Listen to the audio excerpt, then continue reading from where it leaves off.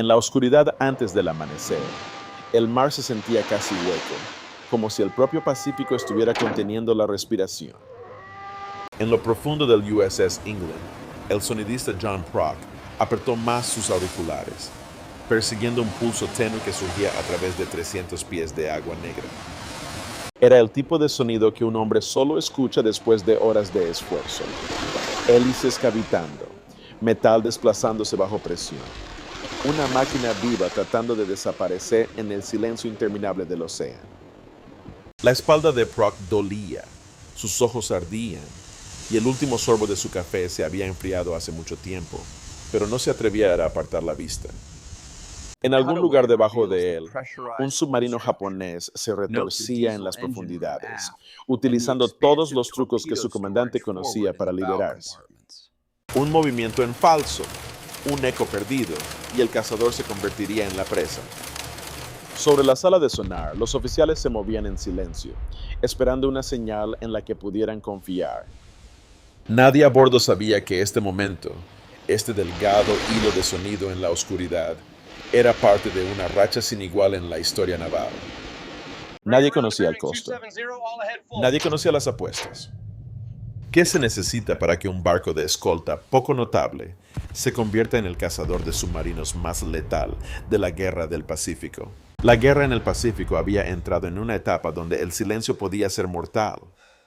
Los submarinos japoneses, desde los enormes barcos de clase In hasta los más pequeños pero ágiles buques de clase Roe, se movían por las Islas Salomón y las aguas frente a Nueva Guinea con una libertad alarmante.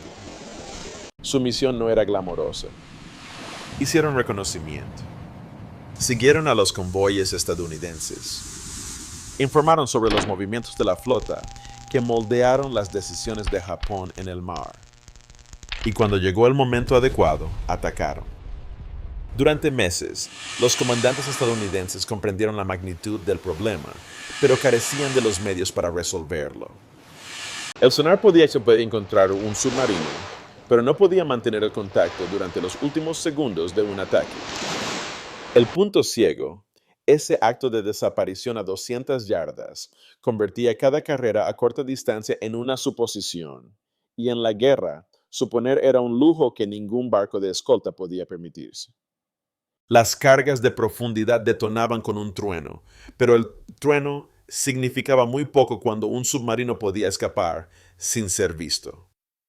La tasa de bajas al principio de la guerra decía la verdad más claramente que cualquier informe, 3%. La mayoría de los ataques simplemente fracasaron. En este panorama apareció un arma que prometía cambiar las probabilidades. El erizo no era elegante, era intencionado. 24 proyectiles de fusión por contacto lanzados hacia adelante en un patrón elíptico apretado, detonando solo al impactar con el acero. No más adivinaciones. No más esperar a que el agua se calme. El silencio significaba un fallo.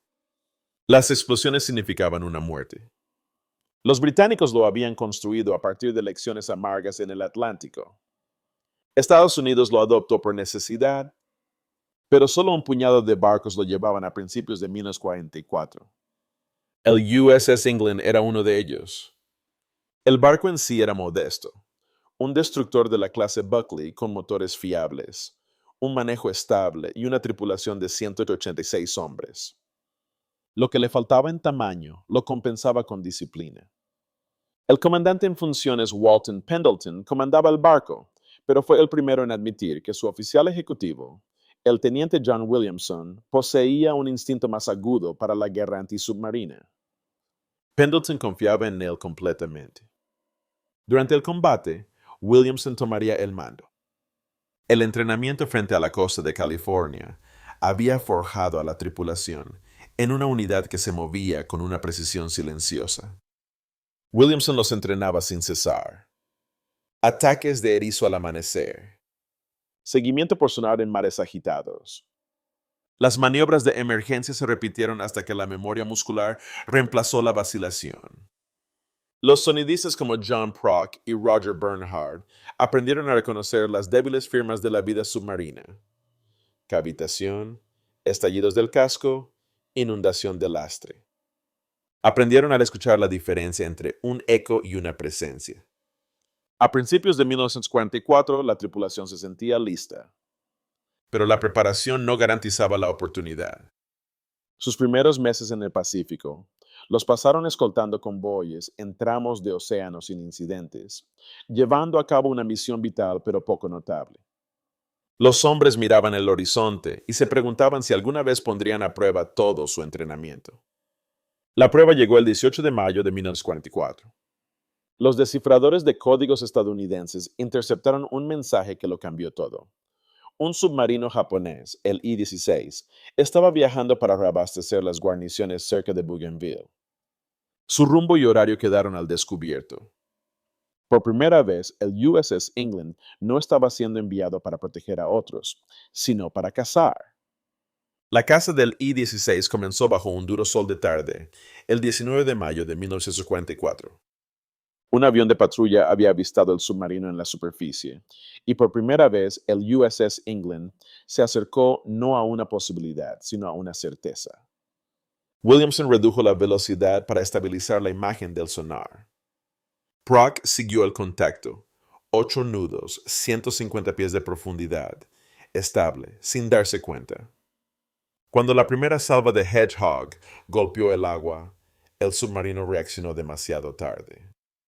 Una serie de detonaciones se propagaron hacia arriba a través del casco del barco de escolta.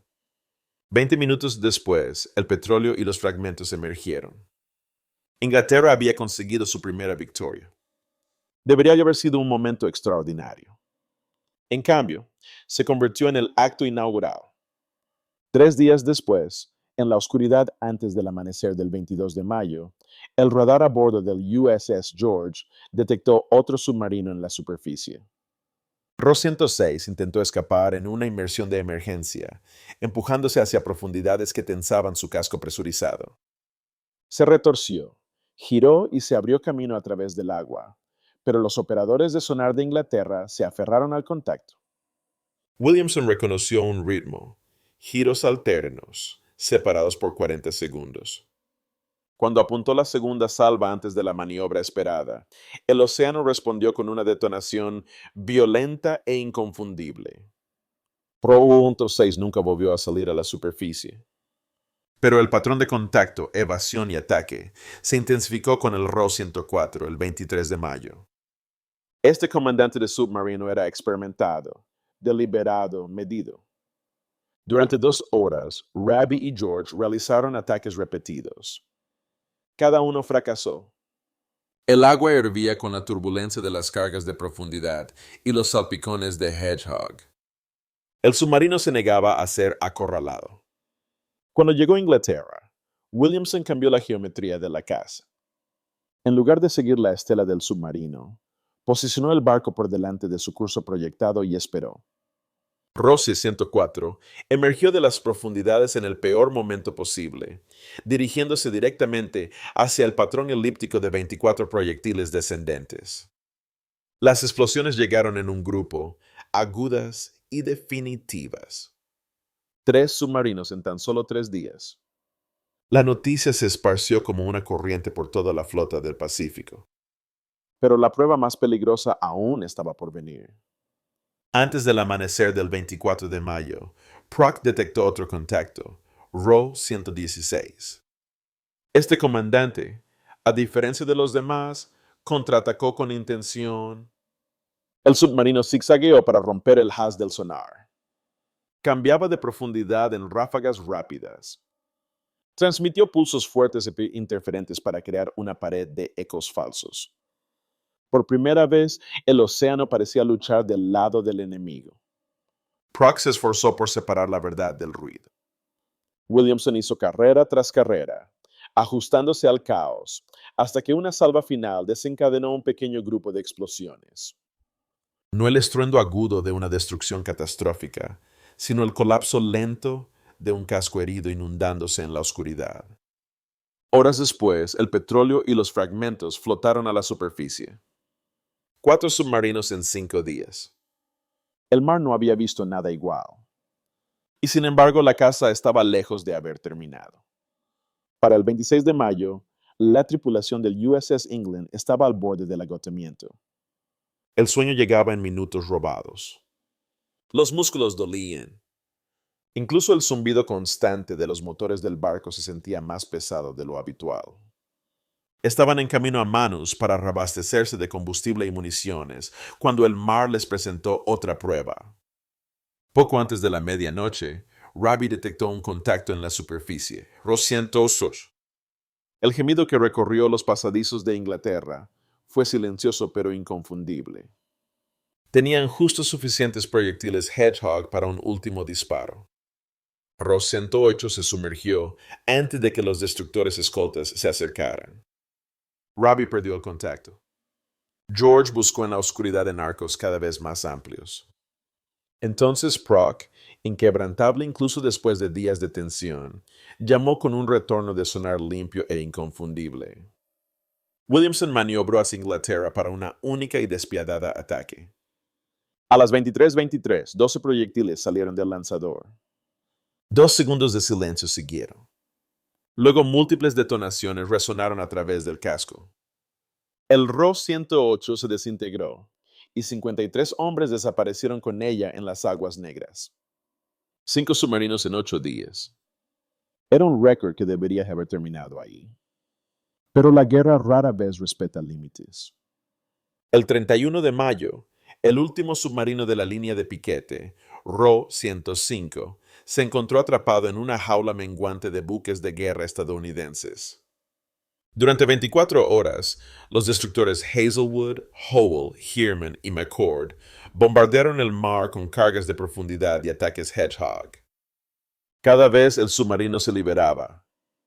Se escondía en capas térmicas, maniobraba en posiciones que obligaban a los estadounidenses a abstenerse de disparar, y se sumergía a través de bolsas de agua perturbada para romper el contacto sonar.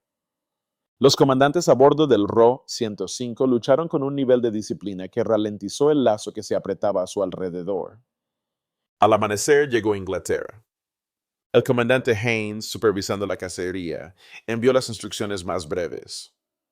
El mensaje se volvería famoso. ¡Oh, demonios! ¡Adelante, Inglaterra! Williamson entendió al instante. Los otros barcos habían empujado al Ross 105 a un estrecho embudo entre Raby y George. Cualquier ataque requería precisión. Una salva demasiado superficial podría poner en peligro a los barcos amigos, demasiado profunda, y el submarino se deslizaría por debajo de la dispersión. Proc dio el rumbo. Bernard confirmó la traza de profundidad. La sala quedó en silencio. A las 07:29 el lanzador Hedgehog disparó. 6 a 10 detonaciones respondieron momentos después, seguidas por una explosión profunda y retumbante que parecía levantar el océano mismo. El Ross 105 había desaparecido. 55 hombres desaparecieron con su capitán, incluido el comandante de la división de submarinos 51, el capitán Kato Ryonosuke. En 12 días, 6 submarinos habían caído. El costo para Japón no solo fue la vida de sus submarinistas, sino el colapso de una línea de reconocimiento destinada a advertir sobre los movimientos de los portaaviones estadounidenses. Para el USS England, el costo se midió de manera diferente. Sudor, disciplina y una tripulación llevada al límite de la resistencia humana. Fue un triunfo nacido no de la gloria, sino de una presión implacable y de la tranquila, inquebrantable determinación de hombres que se negaron a fracasar.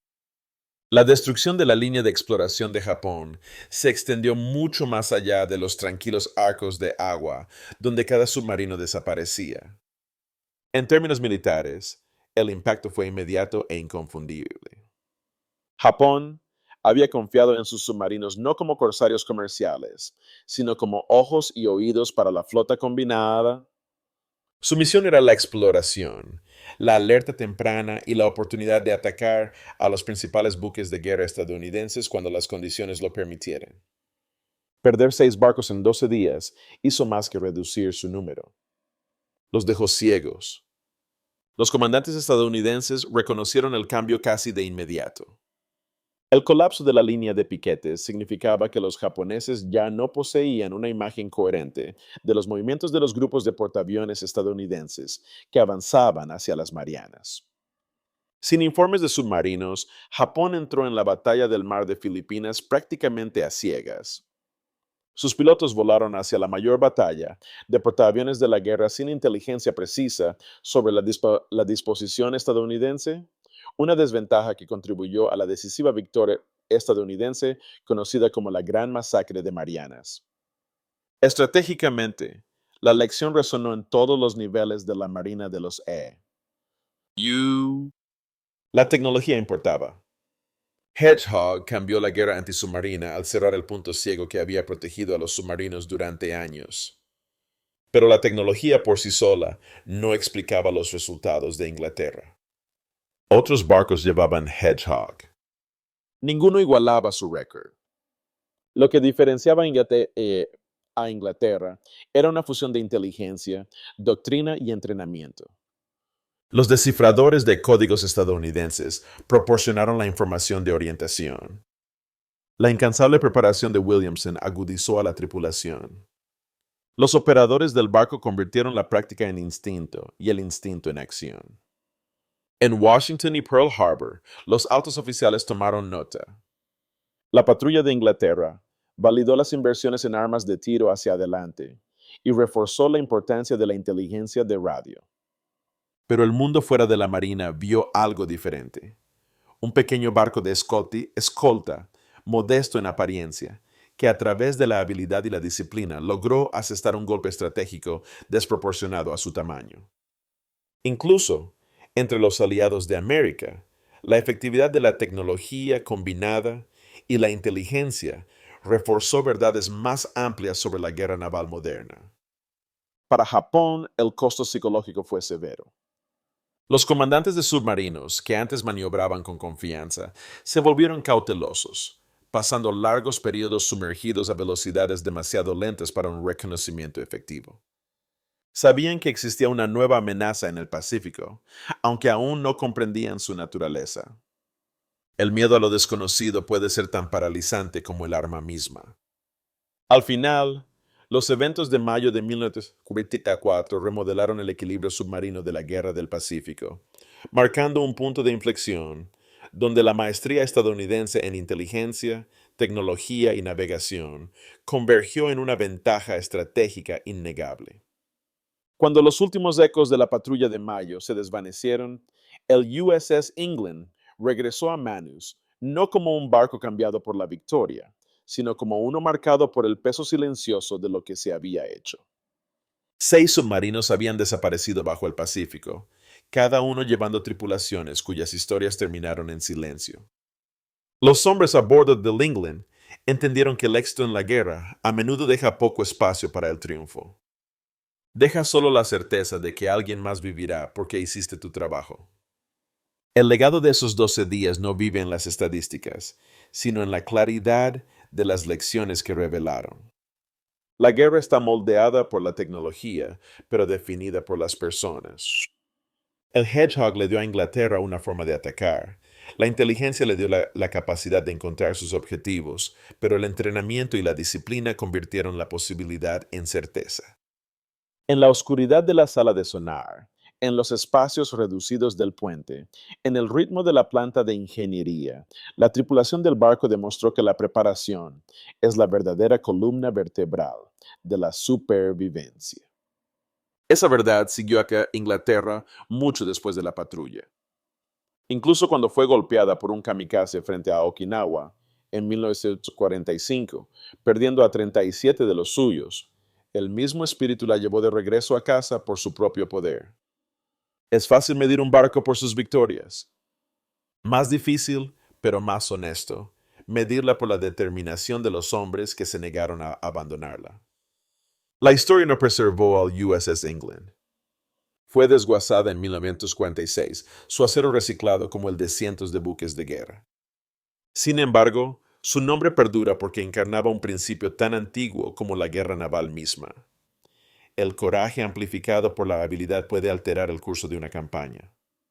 La Guerra del Pacífico giró en muchas bisagras, pero por un breve momento, en mayo de 1944, la bisagra fue un solo destructor de escolta y los hombres que sirvieron a bordo de él. La batalla puede haber terminado, pero sus lecciones aún hablan. ¿Qué ves en la historia del USS England? ¿El poder del entrenamiento, el costo de la guerra o la responsabilidad duradera que llevan aquellos que enfrentan el peligro para que otros no lo hagan? Comparte tus pensamientos en los comentarios. Y si valoras estos viajes al pasado, considera suscribir. La historia de nuestro mundo aún se está escribiendo, una historia a la vez.